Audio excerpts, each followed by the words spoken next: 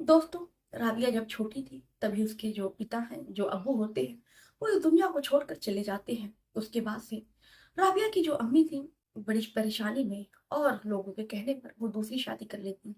दूसरी शादी करने के बाद से जो राबिया के पिता होते हैं, राबिया के पिता अपनी ही बेटी पर गंदी नजर डालने लगते हैं, उसके साथ गंदी गंदी हरकतें करने लगते हैं।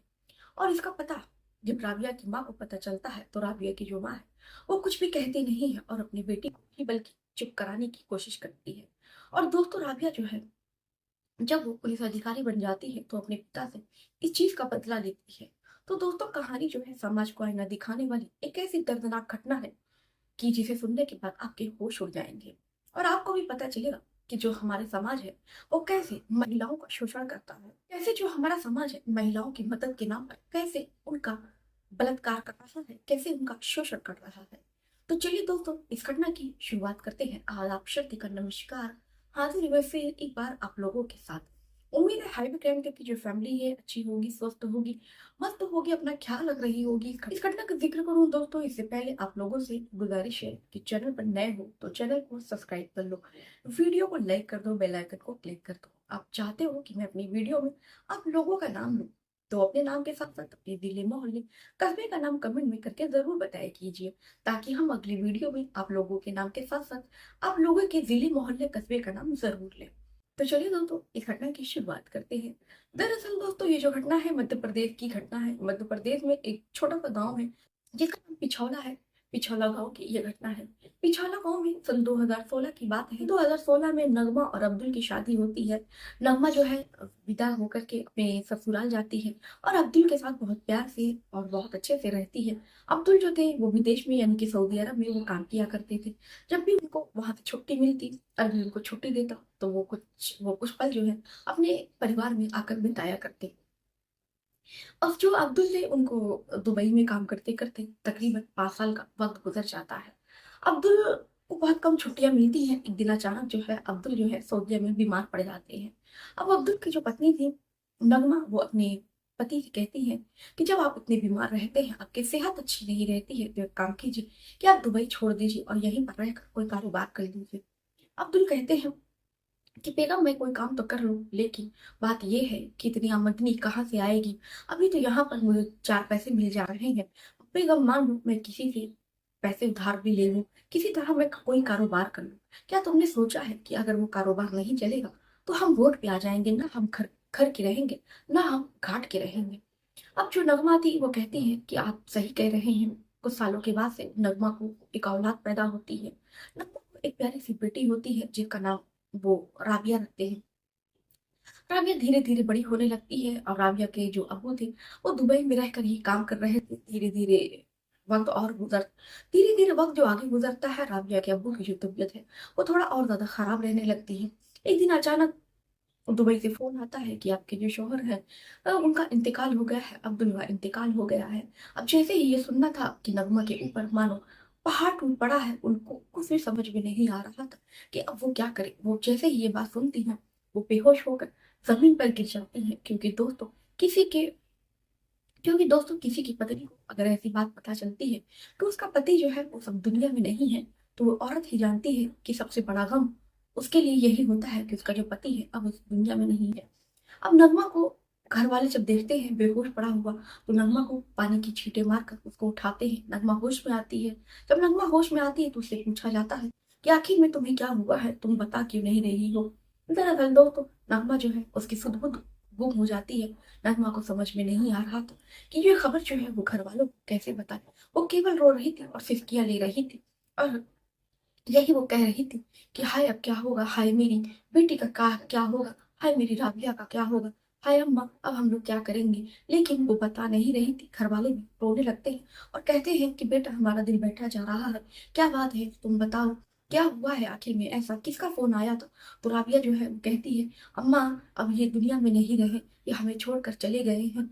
फिर घर वाले कहते हैं आखिर में तुम किसकी बात कर रही हो, तुम क्या कह रही हो। तो नगमा जो है बताती है कि राबिया के अब्बू अभी दुनिया में नहीं रहे। राबिया के अब्बू जो हैं वो सऊदीया में इंतकाल कर गए हैं। जैसे ही ये बात सुननी थी, घर वालों की भी होश उड़ जाते हैं। घर में बिल्कुल रोना पिटना मच जाता है। घर में बिल्कुल एक मातम सा मच जाता है। हर कोई रो रहा था। बेटी भी आती है बाहर से खेलकर। 5 साल की बेटी जो है वो भी जब अपने अब्बू के बारे में सुनती है तो वो भी रोने लगती है। कि यही पूछती है कि अब्बू ने तो कब वादा किया था कि जब वो आपकी बाहर आएंगे तो मेरे लिए सौदिया से खिलौने लाएंगे, मेरे लिए सौदिया से गुड़िया लाएंगे। अम्मी अब मेरे लिए खिलौने कौन लाएगा, मेरे लिए गुड़िया कौन लाएगा, अब मुझे कौन प्यार से दुलार करेगा, अब कौन मुझे रात में हर रोज मुझे फोन किया करेगा। अम्मी कह दो कि ये झूठ है, अम्मी मेरे अब्बू जिंदा है। कह दो अम्मी कि ये सब मजाक है। राबिया जो है अपनी अम्मी से यही सब पूछ रही थी। उसके बाद से घर खानदान वाले जो होते हैं राबिया को समझाते हैं और उसको बहला फुसला कर बाहर लेकर जाते हैं। 2 दिन के बाद से सऊदीया से 2 दिन के बाद से सौदिया से अब्दुल जो है, अब्दुल को वहाँ का जो आर्मी होता है वो उनकी डेड बॉडी को भेजता है। यहाँ पर उनका दाह संस्कार किया जाता है, यानी कि अब्दुल का कफन दफन कर दिया जाता है। घर में बिल्कुल मातम सा मच गया था।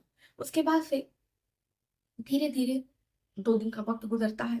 जो रिश्तेदार थे वो आते तो उसी दिन चले जाते हैं। बाकी जो रिश्तेदार होते हैं वो धीरे धीरे करके सारे रिश्तेदार चले जाते हैं। अब घर में केवल नगमा बचती है, नगमा की बेटी राबिया बचती है और अब्दुल के माता पिता बचते हैं। इसी तरह उन दोनों का वक्त आगे गुजरता है। इस तरह इन दोनों का जो परिवार है तहस से नहस हो जाता है और इसी तहस नहस के साथ वो अपनी जिंदगी जो है दुखों का पहाड़ लेके जी रहे थे। अब उसके बाद से राबिया जो है अब उसके बाद से राबिया की जो माँ थी नगमा, फिर वो फैसला करती है कि क्यों ना वो घर पर ही रहकर कुछ काम धंधा करे। अब नगमा जो होती है घर पर ही सिलाई बुनाई का काम करने लगती है और भी जो मोहल्ले वाले थे नगमा को नगमा की मदद करते हैं। जो भी कपड़े उनको सिलवाने होते थे वो नगमा के यहाँ सिलवाते थे, क्योंकि उनको पता था कि नगमा के शौहर नहीं है। तो ऐसे में अगर वो नगमा से कपड़े सिलवाएंगे तो ऐसे में नगमा की नगमा के परिवार की कुछ मदद हो जाएगी। ऐसे ही इस तरह आस पड़ोस के लोग जो है नगमा की मदद किया करते। फिर इसी तरह साल 2 साल का 4 साल का वक्त बीतता है। नगमा से ससुराल वाले कहते हैं कि बेटी तुम्हारी अभी कोई उम्र नहीं है, तुम एक काम करो, तुम शादी कर लो, तुम शादी कर लो, राबिया को भी बाप का नाम मिल जाएगा। राबिया की भी बाप जो है उसकी परवरिश जो है अच्छे से करेगा। तुम्हारी पूरी जिंदगी पड़ी है। हाँ, नगमा जो है वो कहती है कि नहीं, मैं इस चीज के लिए तैयार नहीं हूँ, मैं दूसरी शादी नहीं करूंगी। हर कोई यही सलाह देता है कि नगमा तुम्हें अपने लिए ना सही अपनी बेटी के लिए तुम्हें शादी कर लेनी चाहिए। नगमा फिर सोचती है कि शायद लोग सही भी कह रहे हैं। नगमा जो है दूसरी शादी करने के लिए तैयार हो जाती है। नगमा की घर खानदान के ही किसी लड़के से शादी कर दी जाती है। अब उसके बाद से जो नगमा का शौहर होता है जिसका नाम आमिर होता है, आमिर नगमा को बेइंतहा चाहता है, हर वो खुशी देता है उसको और उसकी बेटी को, जिसकी कल्पना जो है नगमा ने कभी नहीं की थी। अब धीरे धीरे इनका जो परिवार है वो सब कुछ अच्छा चलने लगा था। इनके परिवार में एक बेटा आ गया था जो इनकी अच्छे से देखभाल करता था। धीरे धीरे वक्त जो है आगे बढ़ता है और नगमा की जो बेटी थी राबिया भी जो थी वो भी बड़ी होने लगती है। और राबिया जैसे जैसे बड़ी होती है राबिया के जो पिता थे वो अपनी ही बेटी पर अब गंदी नजर डालने लगता है, क्योंकि राबिया जो है वो जवान होने लगती है। राबिया जब भी सोती उसके अब्बू उसके पास लेटते और उसके साथ वो गंदा गंदा काम करते, उसको यहाँ वहाँ छूने की कोशिश करते। अब उसके बाद से जब इसका विरोध जो है राबिया करती और राबिया ने जब इस बारे में अपनी माँ से बताया तो उसकी माँ जो है कोई एक्शन लेने की बजाय वो ये कहती है कि चुप रहो, किसी तरह कैसे भी करके मेरी शादी हुई है और अगर मैं इसे भी छोड़ दूंगी तो हम दोनों की देखभाल जो है वो कौन करेगा। बेटी तुम्हें ये सब की आदत डाल लेनी चाहिए, तुम्हें किसी से कुछ कहना नहीं चाहिए। जो राबिया होती है जब उसकी माँ भी ये बात नहीं सुनती है तो राबिया अपने ही मन में चिड़ी चिड़ी रहती है, बहुत मन लगा के पढ़ती है और ना जाने छोटी सी बच्ची के मन में ऐसा क्या बैठ जाता है कि फिर वो ठानती है कि वो पुलिस अफसर बनेगी और अपने पिता को सबक सिखाएगी। अब राबिया जो है मन लगा कर पढ़ने लगती है और इधर जो इसका पिता है उसके साथ वो गंदे गंदे काम करता है, उसको यहाँ वहाँ छूता है, गंदे तरीके से उसको यहाँ वहाँ उसका शोषण करता है। इसी तरह राबिया जो है 12 की परीक्षा पास करती है। उसके बाद से राबिया जो है फिर उस वो ग्रेजुएशन कर लेती है और ग्रेजुएशन करने के बाद से राबिया ग्रेजुएशन जैसे ही पास करती है उसके बाद से वो यूपीएससी का इम्तिहान देती है। यूपीएससी इम्तिहान में उसकी जो रैंक है वो 5वीं रैंक आती है और उसके बाद से वो आईपीएस ऑफिसर बन जाती है।